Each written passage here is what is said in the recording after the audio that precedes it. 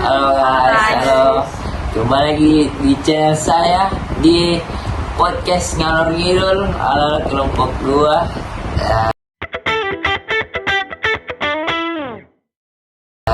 Bagaimana kabar tas semua? Alhamdulillah kalau saya sehat ji. Jadi langsung saja kali ini saya kedatangan dua narasumber. Silakan perkenalkan diri masing-masing. Halo guys, perkenalkan saya Artika Devi, biasa dipanggil Tika, sebagai narasumber hari ini. Halo guys, perkenalkan nama saya Najat, juga sebagai narasumber pada hari ini. Ya, jadi tadi perkenalan simpel sekali dari narasumber kita, dan topiknya di episode kali ini yaitu landasan psikologis pendidikan. Nah, ini mungkin simpelnya pendidikan itu dikira hanya belajar saja. Ternyata di balik itu ada landasan psikologisnya. Jadi langsung saja ke narasumber, bisa jelaskan apa itu psikologis? Nah, jadi psikologi itu gampangnya dapat dikatakan sebagai ilmu jiwa. Secara etimologi berasal dari bahasa Yunani, yaitu psi yang artinya jiwa dan logos yang artinya ilmu. Jadi psikologi itu adalah ilmu yang mempelajari tentang tingkah laku organisme yang hidup, terutama manusia. Objeknya memang jiwa, tapi karena abstrak, kita lihat hasilnya yaitu perilaku yang nampak. Ya, mungkin penonton juga sudah tidak asing dengan kata-kata psikologi, apalagi berkaitan dengan masalah kejiwaan. Jadi yang punya masalah jiwa coba-coba kelihatan ke psikologis ya. Terus kalau masalah psikologi itu dikaitkan ke pendidikan bagaimana? Tentunya jika dikaitkan dengan pendidikan akan jadinya psikologi pendidikan. Ini adalah cabang psikologi yang fokusnya di proses belajar dan mengajar.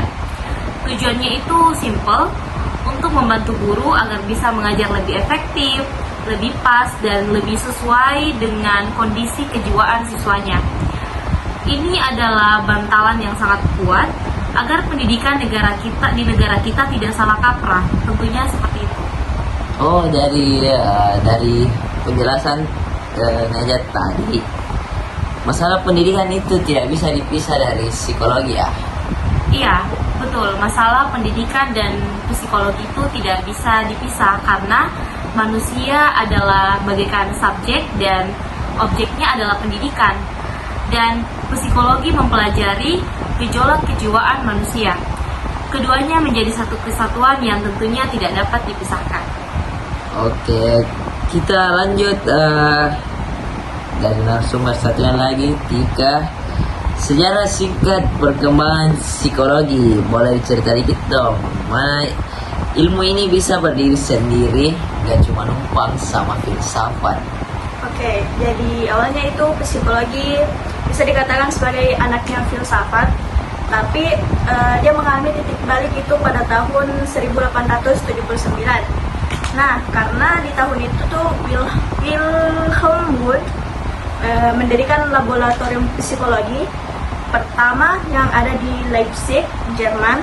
Nah, sejak saat itulah psikologi diakui sebagai ilmu yang mandiri atau punya ilmunya sendiri.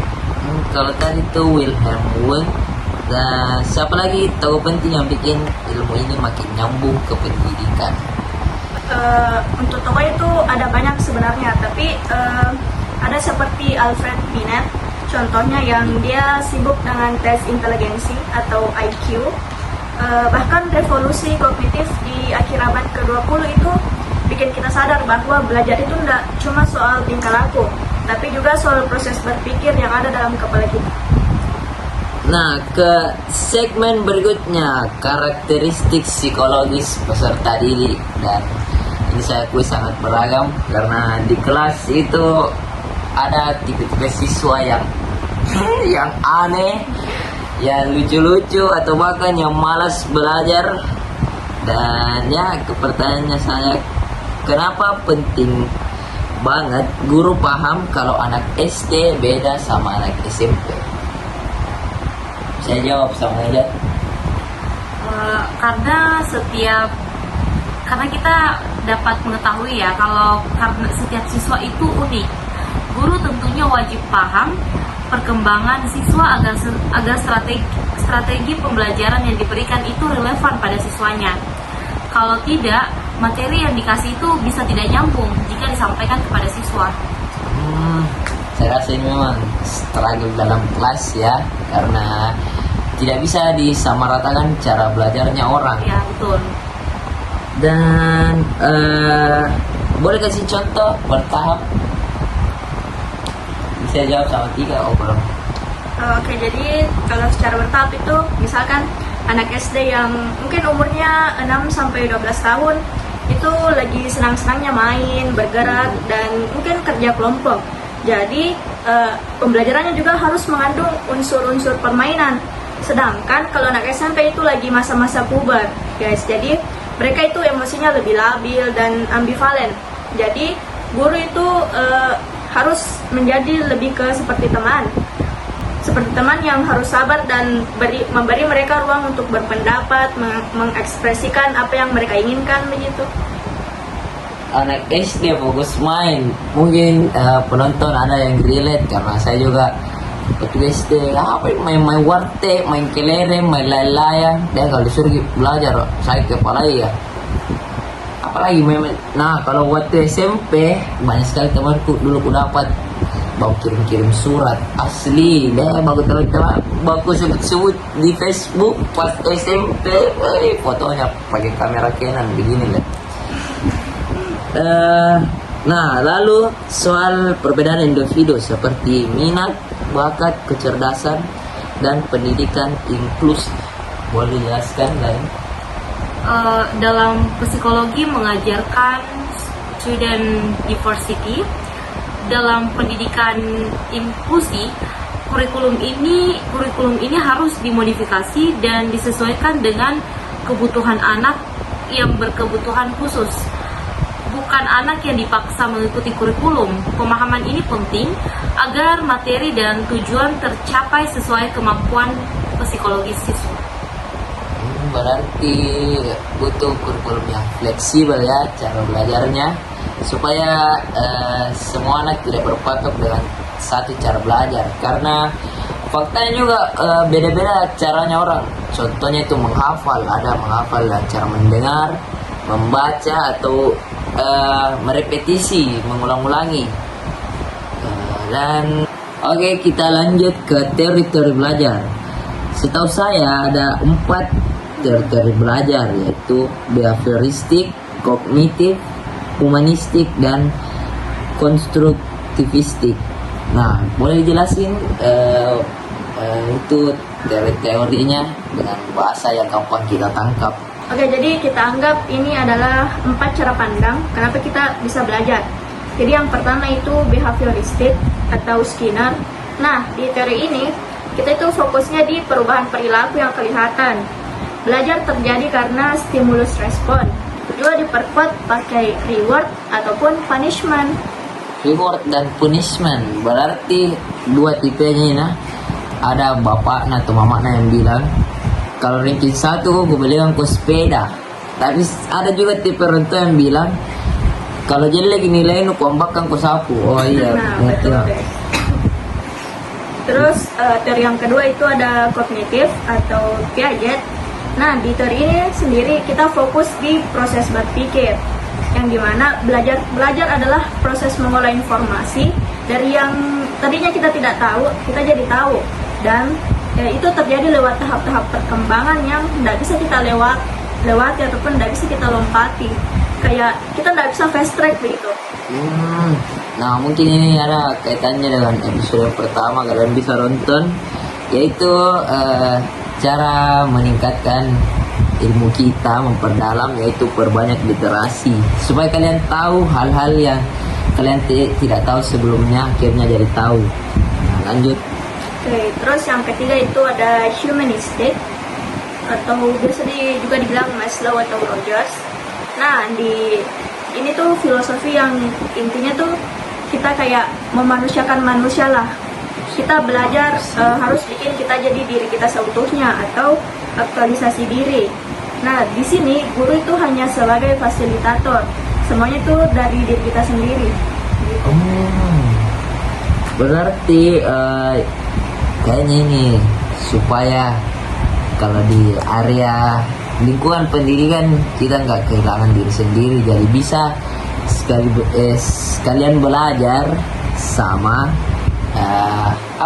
mencari jati diri. Lanjut lagi. Terus yang terakhir itu konstruktivistik atau Vygotsky. Nah, dari ini tuh kita sebagai pembangun ilmu kita sendiri, kita menyusun pengetahuan dengan pengalaman kita. Nah, di situ kita butuh bantuan orang yang lebih ahli di zona perkembangan proksimal ataupun kita bisa sebutnya ZPD. Nah, betul. Kalau kalian mau belajar suatu hal, cari orang-orang yang berpengalaman di bidang tersebut. Contoh paling simpel, paling dekat itu, teman-teman. Kalau saya belajar main skateboard, saya cari teman yang bisa dibilang jago lah, ada skillnya, bisa dikenalin narasumber untuk ketawa. Acuan saja teman-teman, bisa training begitu kayak skill dasarnya. Intinya cari orang yang berpengalaman. Nah, karena tadi kita bahas teori belajar, guru ideal itu yang mana? Bisa jelaskan oleh Neja? Guru ideal itu seperti, ya semuanya mungkin tahu ya guru ideal itu seperti apa, tapi menurut saya guru yang efektif itu yang bisa elektif, yaitu menggabungkan semuanya sesuai kebutuhan materi dari siswanya. Menurut saya guru yang ideal itu teman-teman ya bisa bermain sambil belajar, karena jujur saya suka situasi atau vibes di kelas yang tidak terlalu tegang. Bisa lebih fokus belajar timbang tegang deh, keringat dingin gitu. Belajar Ketemu itu dosen tidak harus killer. selalu tegang guys. Kita juga perlu fun-funnya sedikit. Yes. Dan kata-kata bermain sambil belajar itu bukan berarti belajarnya tidak serius ya, tapi tidak tegang. Yaps. Oke, ke segmen berikutnya, peranan psikologi dalam sikap positif belajar. Nah, kenapa sih ada anak-anak yang semangat, ada yang malas-malasan? Ini pasti ada hubungannya sama sikap dan motivasi ya. Jelas, sikap belajar itu tergantung dari kesadaran individu. Nah, kesadaran individu yang punya itu adalah 3 komponen. Yang pertama adalah kognitif, yaitu pengetahuan. Yang kedua adalah afektif, yaitu dengan perasaan. Dan yang terakhir adalah konatif, yaitu kecenderungan bertindak. Nah, kalau motivasi belajar itu bagaimana? Nah, kalau motivasi itu lebih ke kayak dorongan.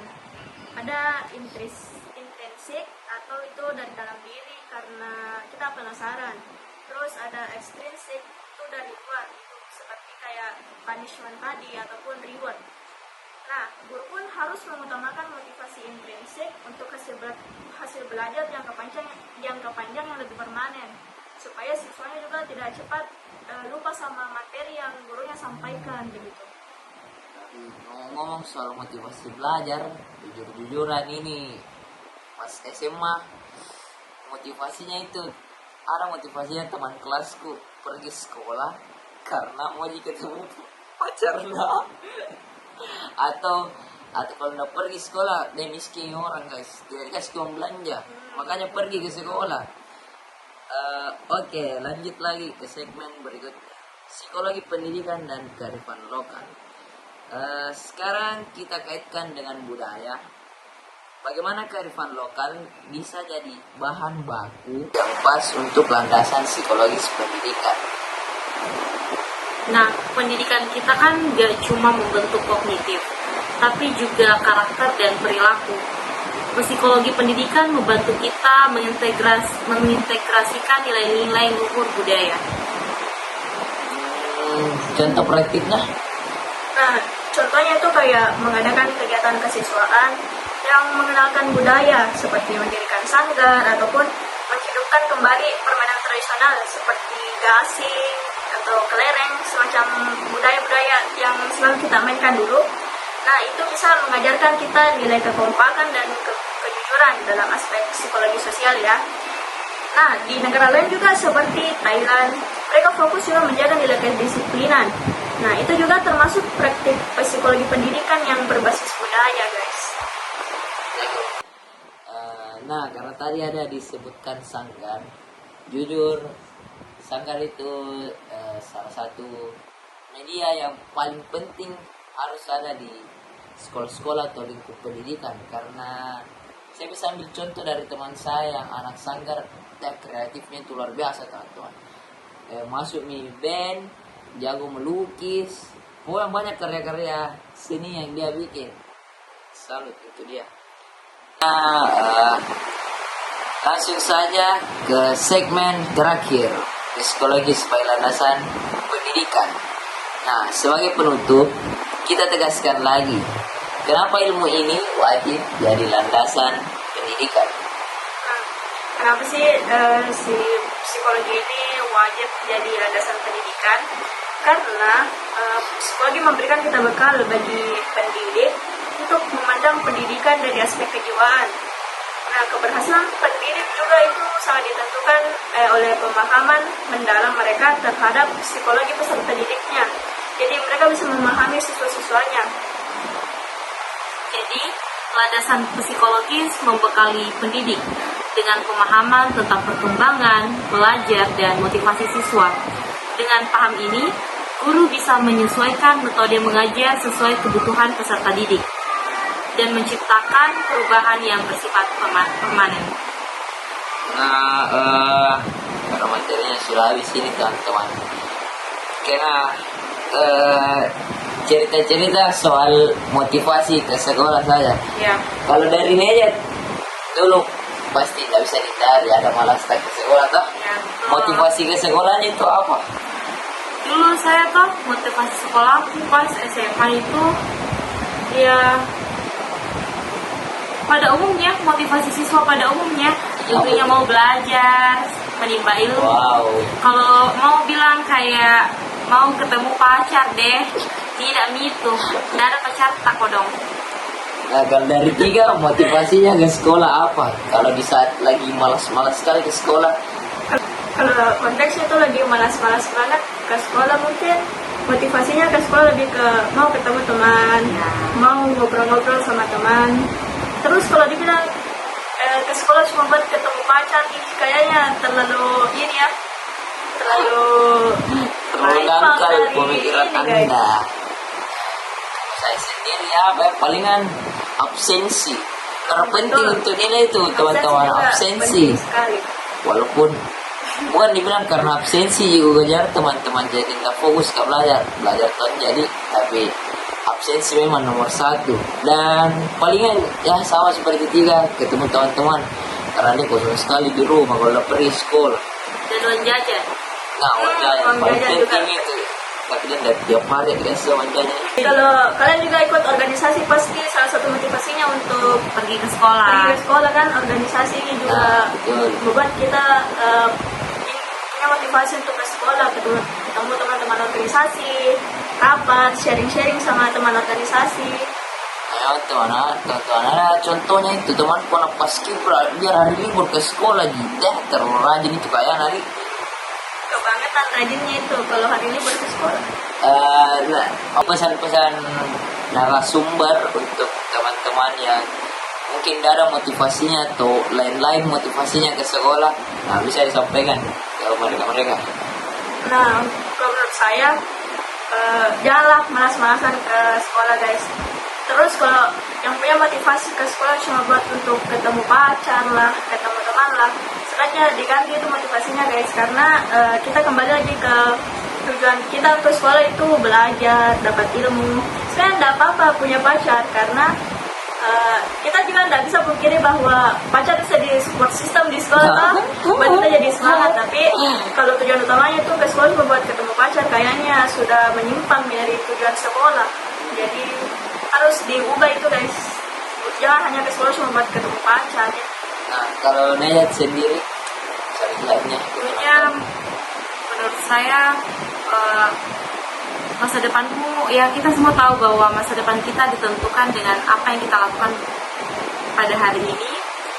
Seperti kata pepatah, apa yang kamu tanam itu yang akan kamu tuai. Jadi untuk teman-temanku yang malas ke sekolah, sebaiknya habitnya dihilangkan, karena apapun yang kamu lakukan hari ini itu untuk kalian semua, untuk masa depan kalian, dan juga untuk membuat orang-orang yang kalian sayang itu bangga sama kalian. Saja. Kalau kalian malas sekarang, nanti kalian rasakan dampaknya di perguruan yang lebih tinggi, guys. ayo masa ke sekolah landing jadi bikin baru ujung-ujung nak menikah Joko. Atau bolos-bolos ini bikin deh, kurang-kurang ini teman-teman, serius kak. Apalagi cita-cita anda tinggi, mau jadi polisi, mau jadi tentara. Perbaiki memang ini nilai teman-teman di apalagi di SMA, karena itu instansi ya ijazah SMA jadi nama itu. Nah, karena yang tadi kita sebut semua itu hampir semuanya faktor individu dari siswanya masing-masing. Apakah ada pengaruh atau faktor lain yang mempengaruhi motivasi belajar dari siswa itu sendiri? Kayaknya kalau faktor lain itu ndak jauh-jauh dari pendidiknya ya guys, dari gurunya mungkin, karena kita tidak bisa memungkiri bahwa kadang-kadang kita juga sebagai siswa atau mahasiswa ada yang guru yang kayak kita malas masuk ke kelasnya karena mungkin cara mengajarnya yang monoton lah, membosankan lah, kayak seakan-akan kita didongengkan gitu, jadi bikin ngantuk di kelas ini. Mungkin itu kadang-kadang kasih bolos siswa ataupun mahasiswa, jadi habit yang harus diubah itu bukan cuma dari siswanya, dari pendidiknya juga ada beberapa yang harus diubah gitu. Nah, mungkin ini juga dimiliki oleh teman-teman pengalaman soal pendidik yang kayak malas bikin masuk kelas begitu, karena ya kembali lagi pas SMA kualai memang teman-teman kayak banyak teman kelasku yang bilang dia mau aku masuk itu loh, bikin tidur atau marah-marah jadi bikin atau banyak gitu guys. Nah, makanya itu yang bikin malas masuk. Padahal kalau dilihat orangnya ini teman kelasku rajin tuh belajar mau masuk, tapi malas memang kalau itu guru yang masuk. Ya mungkin sudah sampai di ujung video, karena untuk mencegah saya oversharing soal pengalaman di SMA saya, takutnya image-nya SMA saya itu terlalu buruk atau nanti teman-teman menilai kayak cari tahu bilang gimana SMA aku baru blacklist gitu.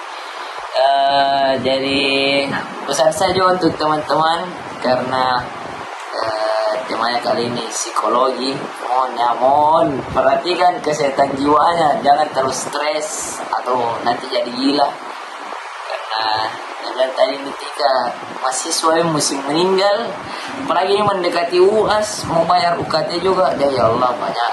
Jadi ya sehat-sehat ke semua, barakah lima akhirat. Sekian podcast kami, salam. Tutup. Alay.